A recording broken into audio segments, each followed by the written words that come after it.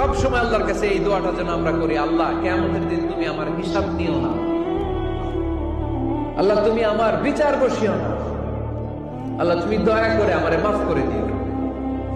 আল্লাহ যার বিচার করবেন ও জাহান্নামে যাবে, আর যার বিচার করবেন না সে জান্নাতে যাবে। আল্লাহ যদি বিচার করে আর পাই টু পাই হিসাব নেয়, নামাজ পড়লি না কেন, রোজা রাখলি না কেন, মিথ্যা বললি কেন, খাদ্যে ভেজাল দিলি কেন, মাছে ফরমালিন দিলি কেন, যৌতুক খাইলি কেন, ঘুষ খাইলি কেন, উল্টাপাল্টা করলি কেন, জিনা করলি কেন, একটার পর একটা প্রশ্ন বানে যদি সেই ভয়ঙ্কর দিনে আল্লাহ আমাদেরকে জর্জরিত করে, আমাদের কোন উত্তর আছে? সেদিন আমাদের বাঁচার কোন উপায় আছে? তাই আমরা সবাই আল্লাহর কাছে দোয়া করবো, আল্লাহ কোনো বিচার টিচার মানি না, কোনো বিচার করতে পারবো না, দয়া করবা। কথা কয় না? কি করবে? এবার আওয়াজ করে বলেন, বিচার চান না দয়া চান?